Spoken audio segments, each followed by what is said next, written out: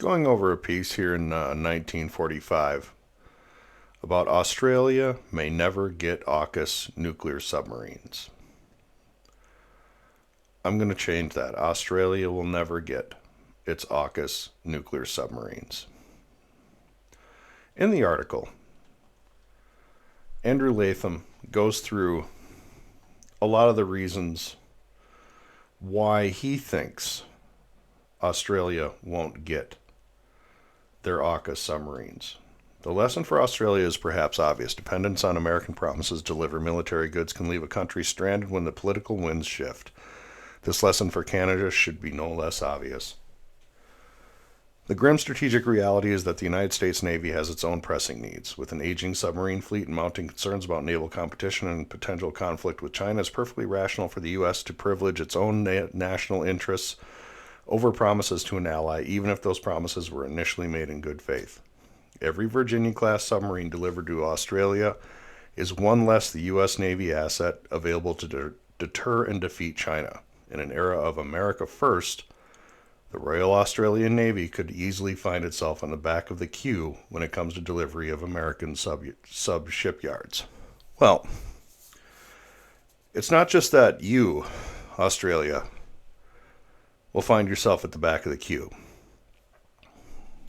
We can't build them. We can't build them. Okay? That's just a fact. The United States cannot build your submarine. We can barely build our own. The Virginia-class submarines are facing construction delays and are now years behind schedule. This is endemic throughout the entire United States shipbuilding industry. The United States is years behind in building its frigate. The Constellation-class frigate was supposed to be doing its sea trials in 2026. Now it won't leave the yard until 2029. The Columbia-class ballistic missile submarine is still on the drawing board and is already years behind. Part of the scheduling problem is that only 2 shipyards can build U.S. Navy submarines. Huntington Ingalls Industry Newport News Shipbuilding, where the Massachusetts is being built, is one. When Huntington Ingalls needed to replace certain equipment used in the construction process, the entire Virginia schedule was disrupted. We have 2 shipyards that are already behind in building our Virginia-class submarines. Australia, the best thing you could do right now would probably be to renegotiate this to a licensing deal. You guys have already invested billions of dollars, invest heavily to expand shipbuilding precinct in the West. Australia will plunge billions of dollars into revamp defense shipbuilding precinct in Western Australia. This is from October 17th, 2024. The best thing that you could do would be to renegotiate this as a licensing deal. In all seriousness, and I wouldn't look to the United States. I'm not sure that nuclear submarines are the right answer. This is going to be hard. My recommendation would be either the Astute class from Great Britain, which is probably the premier nuclear submarine in the world, or a local Taigei-class submarine from Japan. It's a diesel electric, but it operates using lithium-ion batteries and snorkel systems, and has a state-of-the-art fuel cell system as well. I just don't think that you're going to be able to count on deliveries from the United States for a nuclear submarine. I just don't see it happening. You have the president going through the budget with a hatchet. In the Defense Department, their priority is building and maintaining high-tech systems And the congressional allocation for that funds is all based on re-elections.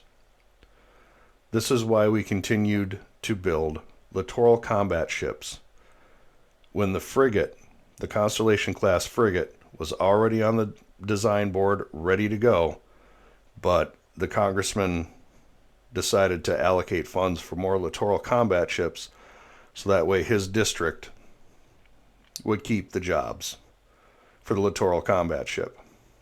Oh, by the way, they were going to design that ship in the same exact place, so those jobs wouldn't be going anywhere. Idiot. But in this piece from 1945, he talks about America First essentially being the reason why Australia will never get its nuclear submarines from the United States, which I don't think is the case at all. I think that the president would encourage Australia to purchase those submarines from the United States because Australia is in the sphere that the president is paying attention to, the Western Pacific and China specifically. However, we just can't build them. We just can't do it. We don't have the capability. Now, the president has initiated the construction of a U.S. shipbuilding agency for the executive branch. We'll see how long that takes to put into place and what their capabilities will be, but it would be 5-6 years before anything that they started right now would come online, no less needing approvals and environmental studies and everything else you can possibly think of. But yeah, Australia, you might want to look elsewhere. I would recommend a licensing deal. Build it yourself. Either the Virginia, the Astute, or a Taigei. But don't count on it being delivered from the United States. Not even in the 2030s. There's no way. We can't do it. It would take until the 2030s for our shipbuilding capability to achieve the rate needed to even begin construction of your ship. By then you're getting into the 2040s, and then what's the point?